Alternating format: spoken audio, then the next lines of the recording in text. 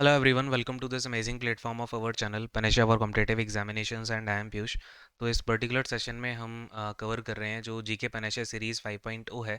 आज इसका session number 2 है। आई होप आपने सेशन 1 देख लिया होगा एंड उसमें जो भी डिटेल्स वगैरह हैं वो आपने सारी कवर कर ली होंगी। कोई डाउट उसमें अगर आपको रहता है तो आप कमेंट कर सकते हो। आई गेस लास्ट वाले सेशन में किसी को कोई डाउट आया नहीं था एंड डाउट आएगा भी नहीं, वैसे मैं सारी चीज़ें ही एक्सप्लेन कर देता हूँ।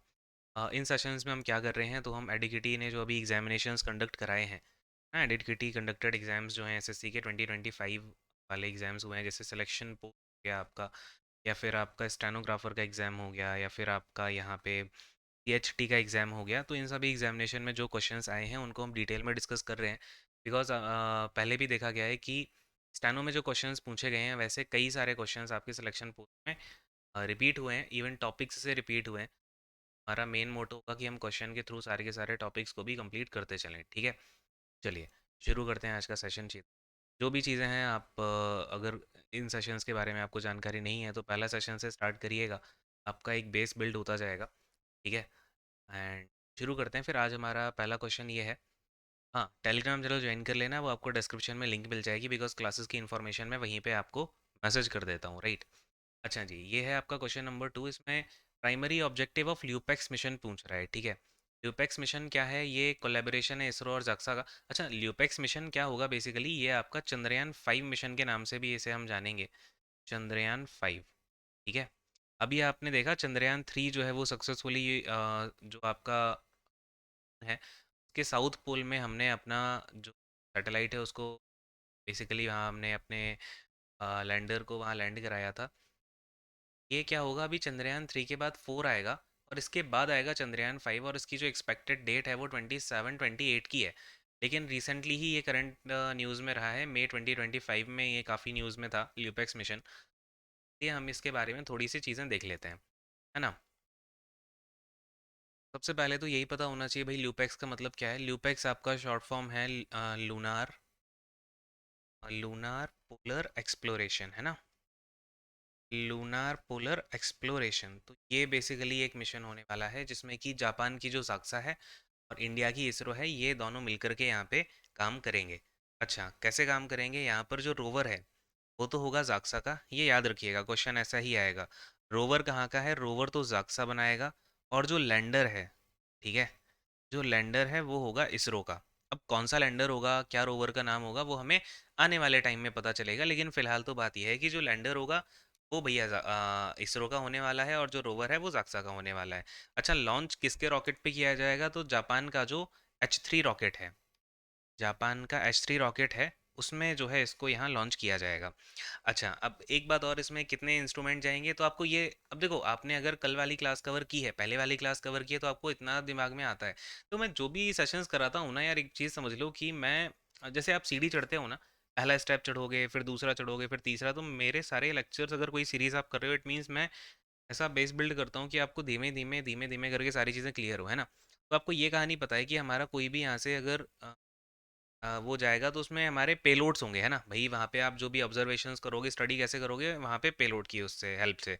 तो यहाँ पे हम 7 पेलोड्स भेजेंगे, यानी कि 7 साइंटिफिक इंस्ट्रूमेंट्स भेजेंगे, जिसमें कि मैंने आपको कल भी बताया था कि भैया ईसा होता है और नासा होता है। तो हमारा ये जो चंद्रयान 5 है ना, इसमें ईसा की तरफ से प्लेस किया जाएगा मास स्पेक्ट्रोमीटर। ठीक है, मास स्पेक्ट्रोमीटर।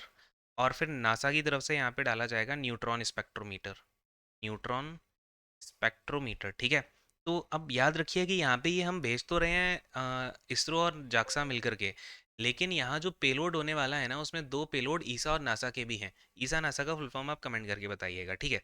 तो बेसिकली अब इसका मिशन क्या है, यहाँ पे इनका यहाँ मोटो होगा कि ये लूनार वाटर प्रेजेंस का यहाँ पे ट्रेस करें या मैप करें, है ना।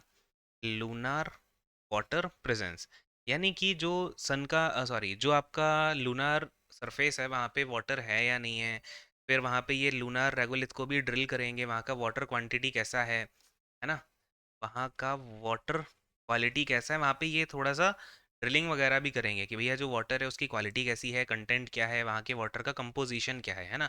इन सब चीज़ों की भी यहाँ स्टडी की जाएगी और ऑब्जर्वेशंस की जाएंगी। और यहाँ पे अभी प्रपोज है कि ये 100 डेज़ का होगा। यानी कि इनिशियली अभी प्लान्ड है कि 100 डेज का होगा, बट इसको एक्सटेंड किया जा सकता है 1 ईयर तक, ठीक है। तो आपको चंद्रयान 5 के बारे में जो मोटा माटी इन्फॉर्मेशन है वो पता चली गई है। तो इसके अलावा एक बात और बताइएगा कि चंद्रयान 3 में इंडिया कौन से नंबर की कंट्री बना जिसने सॉफ्ट लैंडिंग कराई है मून के साउथ पोल में, है ना। 2023 में आया था ना चंद्रयान 3। चलो चंद्रयान 3 के बारे में आपको जो जो फैक्ट पता है, उसका लैंडर क्या था, रोवर क्या था, ये सारी कहानी आप कमेंट करेंगे, ठीक है। जिसका सबसे बढ़िया होगा उसको मैं पिन कर दूंगा। अच्छा जी, अब देखते हैं इसके ऑप्शंस क्या है। क्या हमें कम्युनिकेशन सैटेलाइट लगानी है? ना जी ना। क्या हमें क्वांटिटी और quality of water on moon and explore its dark side, ऐसा करने का है? अच्छा, solar flare, coronal mass ejections, ये तो भैया आदित्य एल1 है, ये भी गलत हो गया। फिर मैंने देखा study the Martian atmosphere and soil composition, ना जी ना। हमें क्या करना है? वाटर की जो क्वांटिटी और क्वालिटी है उसको यहाँ एक्सप्लोर करने के लिए चंद्रयान 5 जो है बेसिकली ये मिशन आपका लॉन्च किया जा रहा है। चलिए अब अगले क्वेश्चन पे आते हैं। इसमें आपसे पूछा जा रहा है कि स्टेटमेंट आपको 3 दिए गए हैं कि जो प्रोसेस है वर्टिकल हीटिंग की एटमॉस्फेयर में उसको एडवेक्शन बोला जाता है। ओके, हम यहाँ 3 4 चीज़ें समझते हैं, एडवेक्शन, कन्वेक्शन और जो विंड्स वगैरह हैं उनके बारे में एक बेसिक चीज़ समझते हैं, है ना। क्या ये प्रोसेस होती हैं, कंडक्शन क्या होता है, ये भी देखेंगे। तो ये 3 चीज़ें अभी हम समझते हैं सबसे पहले तो। थोड़ा सा यहाँ पे स्पेस है।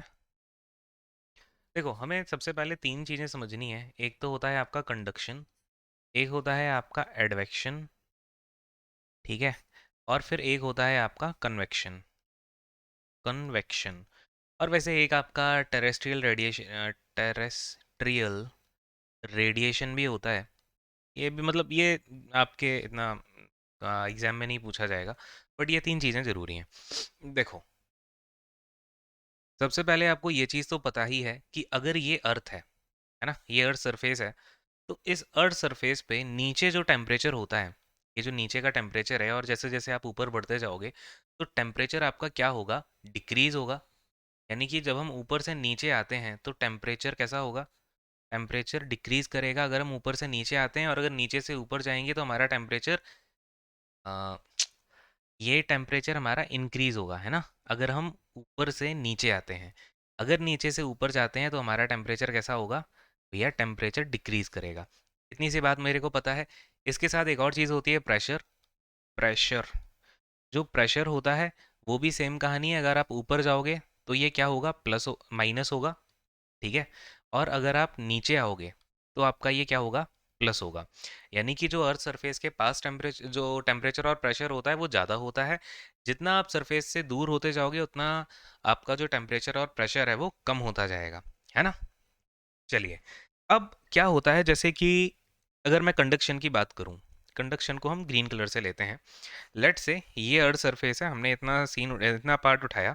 अब यहाँ पे ये जो एयर है ना, यहाँ पे ये जो एटमॉस्फेयर है, यहाँ पे जो भी एयर होगी वो वार्म एयर होगी, है ना।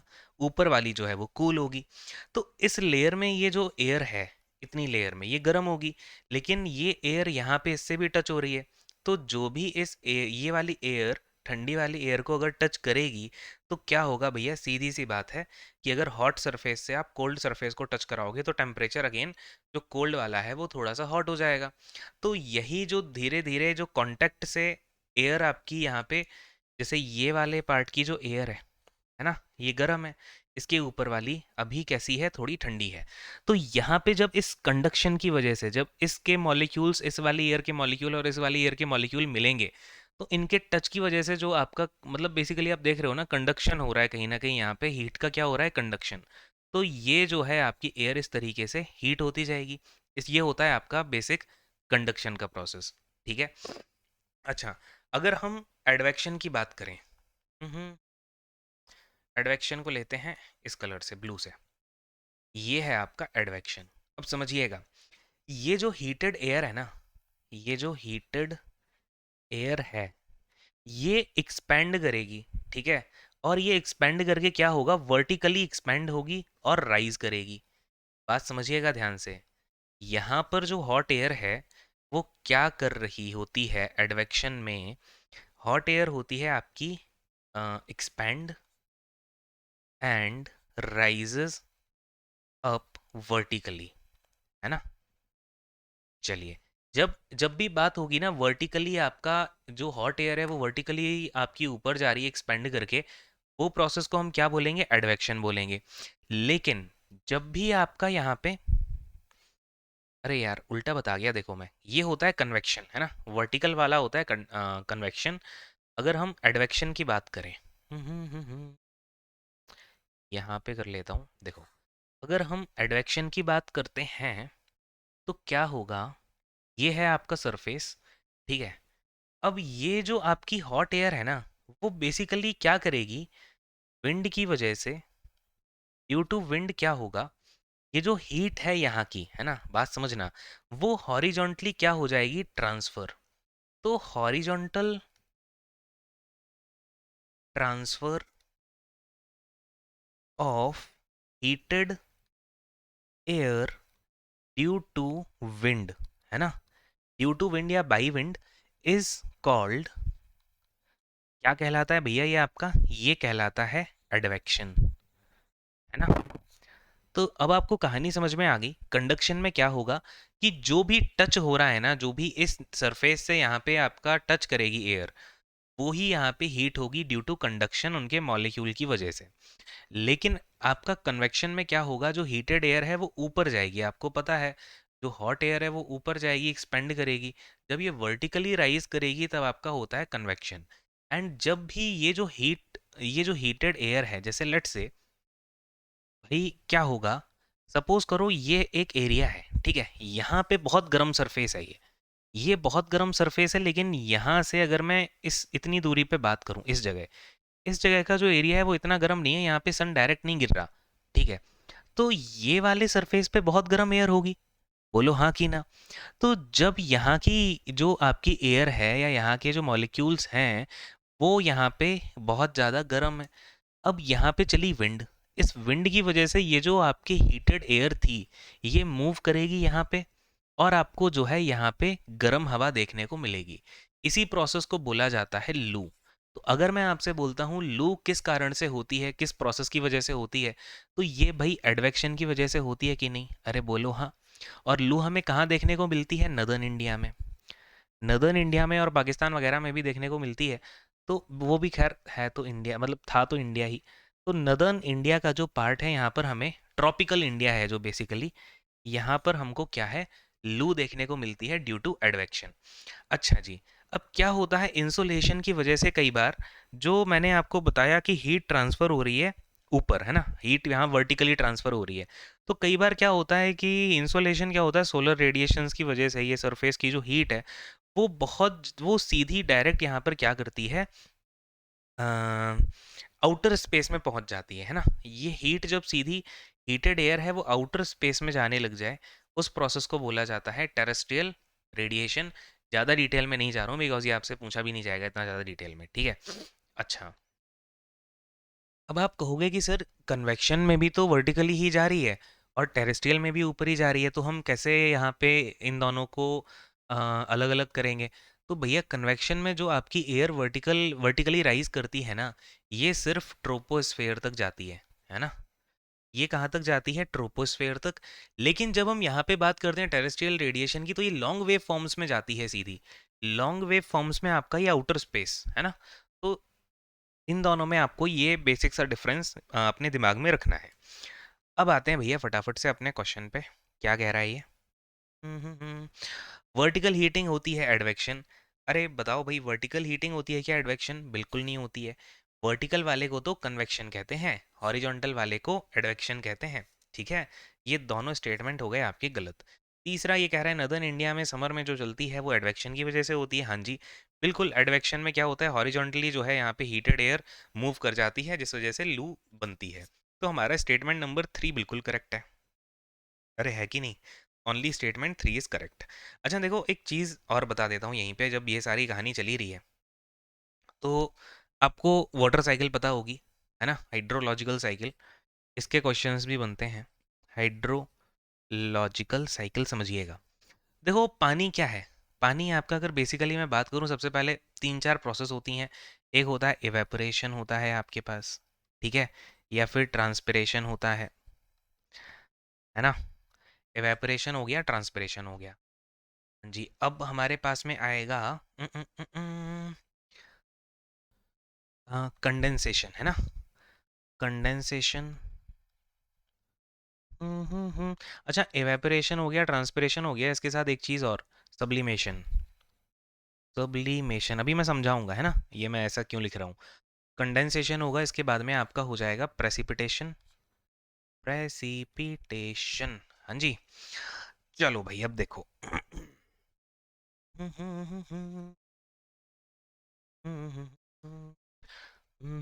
देखो, अब जब भी मैं बात करता हूँ पानी की, तो सबसे पहले क्या होगा, देखो पानी एटमॉस्फेयर में ऊपर जाता है।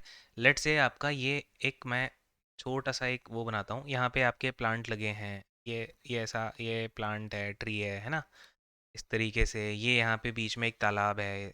यहाँ पे आपका पूरा समंदर है, ये पानी पानी है। यहाँ पे सन है, ठीक है। इस सन से क्या होगा, ये जो हीट आ रही है सन से, अब उससे क्या होगा, यहाँ पे इवेपोरेशन हो गया भैया। ये जो ओशियन है, यहाँ से इवेपोरेशन होगा, यानी कि ये जो पानी है वो वाटर वेपर के फॉर्म में क्या होगा, एटमॉस्फेयर में आ जाएगा। अरे बोलो हाँ। और यहाँ से ये जो पॉन्ड वगैरह है, यहाँ से भी ये जो सरफेस वाटर है, यहाँ से भी ये वाटर वेपर बनेगी। और आपको ये भी पता है कि भाई ये जो ट्रीज होते हैं, इनकी जो लीव्स होती हैं, फ्लावर पेटल्स होती हैं, है ना, तो इन सभी से क्या होता है भैया, ट्रांसपिरेशन। पता है ना, पत्तियों से जो पानी निकलता है ऊपर जाता है, उसको हम क्या बोलते हैं, उस प्रोसेस को ट्रांसपिरेशन बोलते हैं।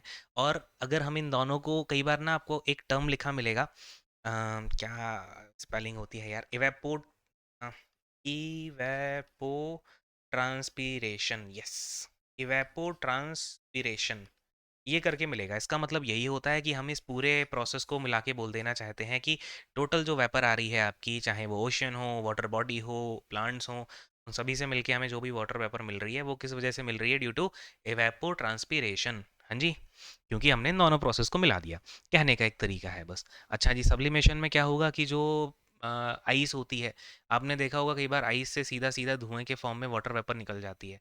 जो बड़े बड़े पहाड़ होते हैं वहाँ निकल जाती है। ड्राई आइस से आपने देखा ही होगा, ड्राई आइस डायरेक्ट आपका क्या करता है, कि ये अपना सब्लिमेशन वाटर वेपर बना देता है ना। मे भी ये छुटकू बुटकू सी बातें हैं, इन पे हम ज़्यादा टाइम नहीं लगाएंगे।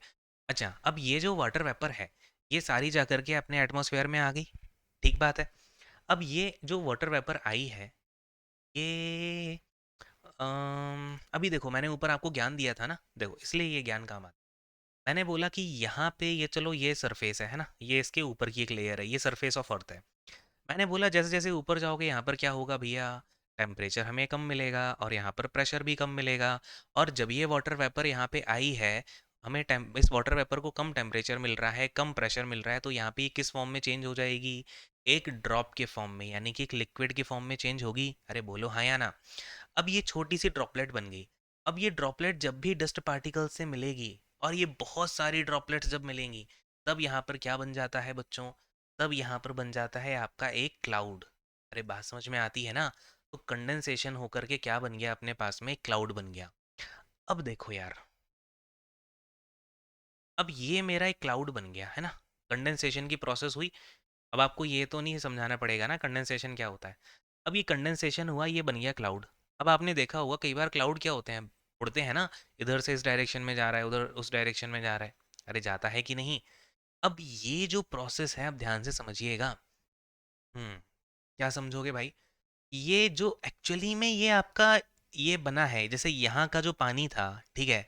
अब मैंने बोला यहाँ से इस पानी के ऊपर या सरफेस के ऊपर यहाँ क्या आ गया, एक आपकी वाटर वेपर आ गई। वाटर वेपर बेसिकली क्या है, एक गैसियस फॉर्म में ही तो है, यहाँ पे ये एयर में ही तो है। तो ये जो प्रोसेस आपको दिख रही है, ये क्या है, कन्वेक्शन प्रोसेस ही तो होगी, जो डायरेक्ट आपकी ऊपर जा रही है एयर। तो कन्वेक्शन की वजह से आपका यहाँ एक बादल फॉर्म हुआ जो सीधा ऊपर है। बट ये बादल मूव भी करता है, किस वजह से मूव करेगा, विंड की वजह से। इस विंड की वजह से जब ये बादल आपका मूव करता है ना, इस प्रोसेस को भी आप क्या बोलोगे, एडवेक्शन बोलो। अरे बोलो हाँ या ना। तो अगर इस तरीके का कोई स्टेटमेंट बनाता है अब इन सभी चीज़ों से रिलेटेड, तो उसको करके आ जाओगे। अरे आ जाओगे ना। अब क्या होगा, प्रेसिपिटेशन होगा, प्रेसिपिटेशन होगा तो भैया बादल बरस जाएगा, पानी बरस जाएगा। अच्छा, प्रेसिपिटेशन होने पे ज़रूरी है क्या कि अगर इस एरिया में सारे ये जो बादल हैं, ये बादल है, ये सारे बादल प्रेसिपिटेट कर जाएं? बिल्कुल नहीं। ये बादल प्रेसिपिटेट हो सकता है कि ये वाला ना हो, या ये वाला हो जाए, ठीक है। तो इन चीज़ों को भी ध्यान में रखना। ये स्टेटमेंट ऐसे बहुत सारे बनते हैं, आपके बहुत सारे क्वेश्चंस इससे क्लियर हो जाएंगे, है ना। अब क्या है यार, अगला क्वेश्चन क्यों नहीं आ रहा। हम्म, ये क्वेश्चन कह रहा है आपसे कि which property of sound determines it's loudness. अब भैया साउंड की लाउडनेस किससे डिटरमाइन होती है? तो क्या कहते हो, साउंड को हम पूरा निपटा दें? अब देखो, मैं आपको 10 मिनट के अंदर आपको साउंड से रिलेटेड आपका लाइफ में कोई भी क्वेश्चन आता है ना, वो कभी आपको दिक्कत नहीं देगा। चलिए समझते हैं sound. Sound basically sound waves जो होती हैं, ये कैसी वेव्स होती हैं आप ये समझिए। साउंड वेव्स को ट्रैवल करने के लिए एक हमेशा मीडियम की ज़रूरत होगी। आप कभी भी देख लीजिए, अगर आपको साउंड को पहुंचाना है ना, या तो एयर होनी चाहिए या लिक्विड होना चाहिए या फिर वो सॉलिड मीडियम होना चाहिए। अगर कोई मीडियम नहीं है, अगर आपसे कोई कह दे भैया वैक्यूम में क्या साउंड वेव ट्रैवल करेगी, बिल्कुल नहीं करेगी। ठीक है, क्या वैक्यूम में लाइट वेव्स जो होती हैं वो ट्रैवल करेंगी? अरे बोलो ना, लाइट वेव जो होती है, आप कमेंट करके आंसर बताइएगा। जो लाइट वेव्स होती हैं वो वैक्यूम में ट्रैवल करेंगी या नहीं करेंगी? अब साउंड वेव्स जो होती हैं वो उनको मीडियम चाहिए, और ये किस तरीके की वेव्स होती हैं? अगर ये क्वेश्चन आता है तो भैया कैसी वेव्स होती हैं? लॉन्गिट्यूडिनल वेव्स होती हैं। कैसे होती हैं लॉन्गिट्यूडनल? लॉन्गिट्यूडनल का मतलब क्या है? इस तरीके से जाएंगी भैया। अगर ये एक मैंने बोला साउंड वेव जा रही है, तो वो कुछ इस तरीके से जा रही होगी। अरे बोलो हाँ, है ना? अच्छा जी। अब एक सवाल ये भी उठ के आता है, कई बार क्वेश्चन पूछा गया है कि जो साउंड वेव है वो किस में ज़्यादा फास्ट ट्रैवल करेगी? सॉलिड में ज़्यादा फास्ट ट्रैवल करेगी, या लिक्विड में ज़्यादा फास्ट ट्रैवल करेगी, या फिर गैस में ज़्यादा फास्ट ट्रैवल करेगी, गैसियस मीडियम में? तो याद रखिएगा, आपने कभी देखा है जब आप वो बचपन में वो किया है क्या यार, वो लकड़ी वाली जो बेंच होती थी उस पे कान लगा के धम ऐसा कुछ बजाते थे, मस्त सा म्यूजिक आता था ना? तो सॉलिड में हमेशा साउंड वेव सबसे फास्टेस्ट ट्रैवल करती है, देन लिक्विड में फास्ट, एंड गैसियस में आप एक कैसे बोलोगे इसको, स्लो, है ना? यानी कि अगर हम क्लासिफाई करना चाहें तो सॉलिड में सबसे ज़्यादा, लिक्विड में उससे धीमे, और गैसियस में सबसे ज़्यादा स्लो स्पीड से जो है आपकी साउंड वेव ट्रैवल करेगी। ठीक है, क्योंकि इसको क्या चाहिए बेटा, मीडियम चाहिए। और जो सॉलिड है इसमें सारे के सारे जो आपके आइंस होते हैं वो एकदम चिपके चिपके बैठे हुए हैं, बट लिक्विड में इससे तो ज़्यादा दूर होते हैं। भैया दूर दूर हैं तो इसको थोड़ा सा टाइम लग जाएगा ट्रैवल करने में। ये बात समझ में आ रही है ना? बट गैसियस में तो बहुत ही दूर होते हैं ये सारे के सारे, तो इसमें और ज़्यादा टाइम लगता है, इसीलिए। ठीक है, अच्छा। अब अगर मैं कहता हूँ कि कैसे इसको एक्सप्लेन करूँ अब मैं, अगर मैंने बोला कि मैं टेम्परेचर बढ़ा रहा हूँ, let's say I am increasing the temperature, ठीक है, उतना ही ज़्यादा यहाँ पर क्या होगा, साउंड बढ़ेगा। तो we can say sound is directly proportional to temperature. Temperature बढ़ाऊंगा, साउंड का स्पीड इधर बढ़ेगा। ठीक है, ये गैसियस स्टेट में बात कर रहा हूँ मैं। और अगर आप 1 डिग्री टेम्परेचर यहाँ पर बढ़ाते हो, तो साउंड कितने मीटर पर सेकंड की स्पीड से बढ़ जाता है? 0.61 मीटर पर सेकंड की स्पीड से। अब आप कहोगे कि सर साउंड की स्पीड तो मेरे को पता है। मैंने कहा भाई कितनी है? तो आप बोलोगे सर 332 मीटर पर सेकंड जो है साउंड की स्पीड होती है। मैंने कहा ठीक है बेटा, ये जो स्पीड है ना ये रूम टेम्परेचर पे है 25 डिग्री सेल्सियस पे, लेकिन अगर मैं इसको 26 डिग्री सेल्सियस कर दूंगा ना, तो साउंड की स्पीड कितनी हो जाएगी? 332.61 मीटर पर सेकेंड। बात समझ में आती है क्या इतनी सी? चलो, अब अगर टेम्परेचर बढ़ाने पे साउंड बढ़ रहा है, तो क्या हमारी ह्यूमिडिटी बढ़ाने पे साउंड नहीं बढ़ेगा? तो sound is directly proportional to humidity also. ठीक है, ह्यूमिडिटी के भी डायरेक्टली प्रोपोर्शनल होता है। अच्छा, अब मैंने बोला यार चलो ठीक है, ये सब कहानी तो मैंने आपको बता दी, बट इस वेव फॉर्म को देख रहे हो, ये साउंड का वेव फॉर्म है। आपने कहा अच्छा सर, अब ये ऊपर नीचे क्या आपने वादियाँ सी बना दी हैं? मैंने बोला यार देखो, ये वादियाँ तो नहीं है, ये जो आप देख रहे हो ना, ये डिस्प्लेसमेंट, ये जो बेसिकली ये मीडियम है ना, इस मीडियम का जो पार्टिकल का वाइब्रेशन हो रहा है, उस वजह से ही साउंड इस पॉइंट से उस पॉइंट तक पहुंच पा रहा है। और ये जो आप देख रहे हो ना, ये चीज़ क्या है? यही एम्पलीट्यूड है। इसको मैंने क्या बोला भाई? ये क्या है? एम्पलीट्यूड। अरे ठीक बात है ना? आपने कहा ठीक है सर, ये तो आपने बोल दिया एम्पलीट्यूड है, लेकिन इसका क्या यूज़ है भाई इस एम्पलीट्यूड का? मैंने कहा यार थोड़ा सा रुका तो करो, let me complete my self.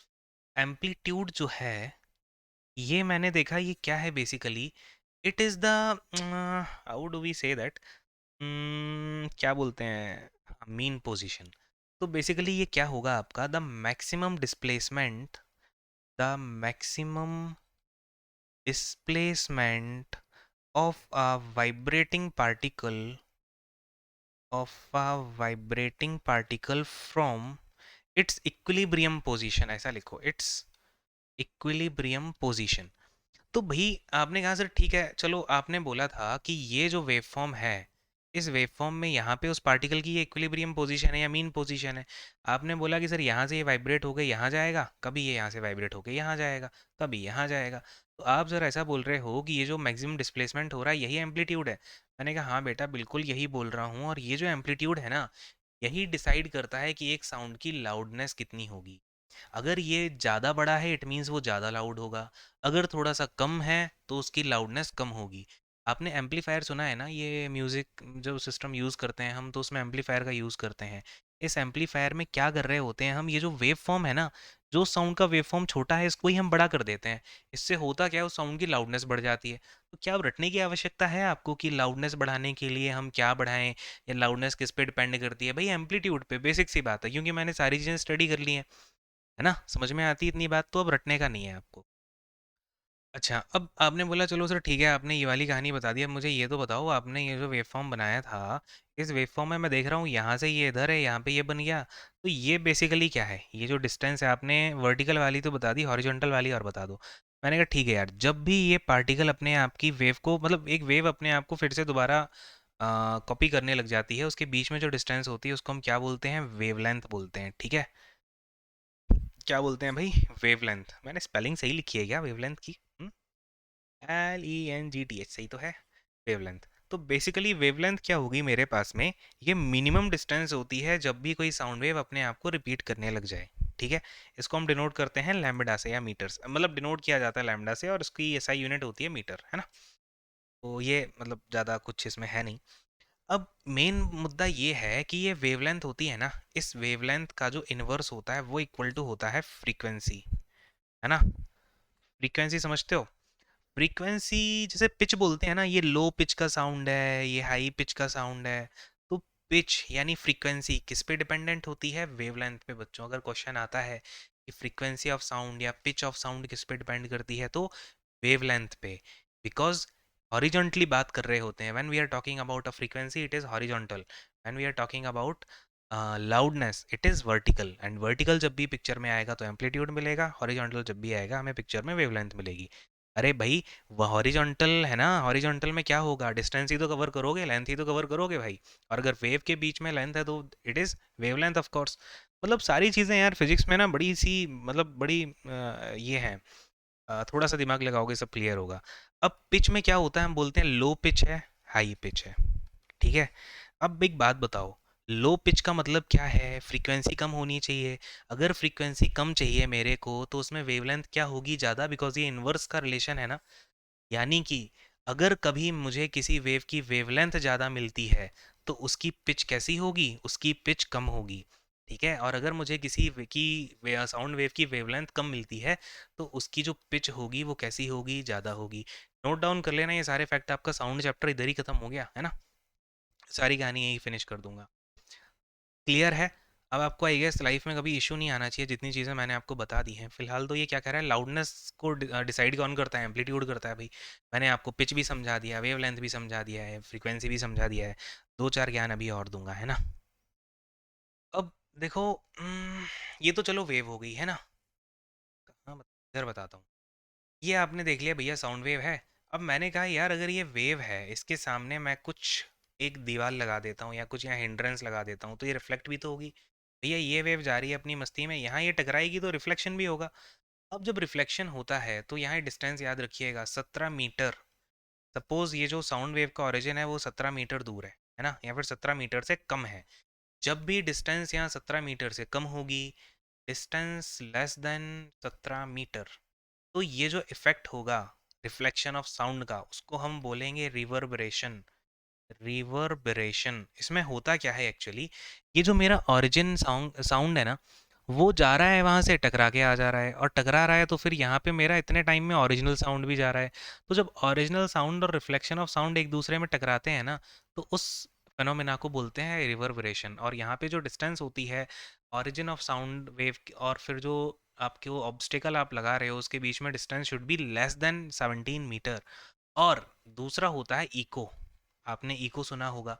Eco कब होता है? जब आपकी जो डिस्टेंस है वो मोर देन और इक्वल टू 17 मीटर हो।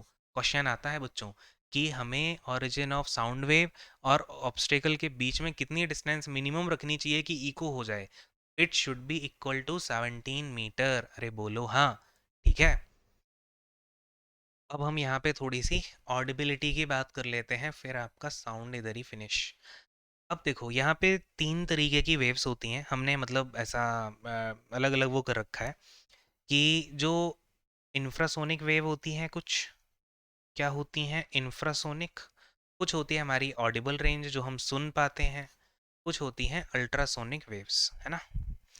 अल्ट्रासोनिक वेव्स, इंफ्रासोनिक वेव में क्या होता है कि जो साउंड, जिस साउंड की फ्रीक्वेंसी 20 हर्ट्ज के नीचे हो, ठीक है, 20 हर्ट्ज के नीचे यानी बिलो 20 हर्ट्ज, उसको हम बोलते हैं इंफ्रासोनिक। इंफ्रासोनिक जो वेव्स होती हैं ना, ये मोस्टली अर्थक्वेक वगैरह में आती है। वो इंफ्रा अर्थक्वेक में आपने देखा है ना कि जो डॉग्स वगैरह होते हैं वो सुन लेते हैं पहले से एंड अलर्ट हो जाते हैं एनिमल्स। तो अर्थक्वेक में इंफ्रासोनिक वेव्स ही जो है आती हैं और डॉग्स वगैरह उनको सुन सकते हैं, ठीक है। एंड एलिफेंट्स भी कई बार इंफ्रासोनिक वेव्स को प्रोड्यूस करते हैं क्योंकि उनका साइज बहुत बड़ा होता है ना। तो जिन एनिमल का साइज बड़ा होता है वो थोड़े से कैपेबल होते हैं इंफ्रासोनिक साउंड प्रोड्यूस करने के। ऑडिबल जो रेंज होती है साउंड की वो होती है 20 हर्ट्स टू 20,000 हर्ट्स, ठीक है। याद रखिएगा इस चीज़ को। एंड जो आपकी अल्ट्रासोनिक वेव्स होती हैं उनकी more than more than 20,000 hertz जो है उसकी फ्रीक्वेंसी होनी चाहिए साउंड की। एंड जैसे कि ये अल्ट्रासोनिक वेव्स जो होती हैं इनका यूज़ जो है मेजरली आप देखेंगे तो सोनार वगैरह में किया जाता है ना। सोनार हो गया, रडार हो गया, इस तरीके में जो है इनका यूज़ किया जाता है। अच्छा एक चीज़ और, एक क्वेश्चन आता है अल्ट्रासोनिक वेव्स को कौन कौन सुन सकता है, तो बैट्स सुन सकते हैं। जो आपके ये होते हैं बैट्स, ये आ चुका है क्वेश्चन, है ना। याद रख लो बस दिमाग में। तो ये पूरी कहानी आई गेस आपका साउंड वेव्स जो है पूरा कंप्लीट हो गया। अब फटाफट से हमने इसको फिनिश कर लिया है। एंड आई गेस आपको मैंने आज जो भी ज्ञान दिया है वो आपने अच्छे से उसको नोट। एक बात याद रखो, मैं कोई भी लेक्चर लेता हूँ एटलीस्ट वहाँ पेन पेपर तो आप लेकर ही चलो, है ना। पेन पेपर में अपना आराम से नोट डाउन करो, एक बार देख लो, सारा दिमाग में फिट हो जाएगा, है ना। एंड फिलहाल इस सेशन को यहीं पे एंड करता हूँ। अगर आपको अच्छा लगा हो तो लाइक शेयर फलाना ढिमकाना करिएगा, जिससे कि क्या होता है कि हमारी टीम का जो स्पिरिट है वो अच्छा रहता है ना, हाई लेवल पे। एंड अच्छे से पढ़ते रहिए, जो भी चीज़ें हैं वो पढ़ के ही निकलेंगी। तो मैं देखता हूँ कई बच्चे अभी डिमोटिवेट हो जाते हैं, डिमोटिवेट मत रहिएगा, बिकॉज अल्टीमेटली आप अभी मेहनत ही कर सकते हो। हार्ड वर्क करोगे तो अगर 100 नहीं तो देखो 80 तो मिलेगा, है ना। ये तो फिक्स है, अगर आपको जल्दी देख, अगर आप वैसे देख रहे हो। लेकिन मेरा एक्सपीरियंस यही है कि अगर आपने 100 हार्ड वर्क किया है ना तो आपको 120 मिलेगा इन द लॉन्ग रन, ठीक है। मेहनत करिए अच्छे से। Thank you so much. कोई डाउट होता है कमेंट सेक्शन में डाल देना। God bless you all, take care and bye bye.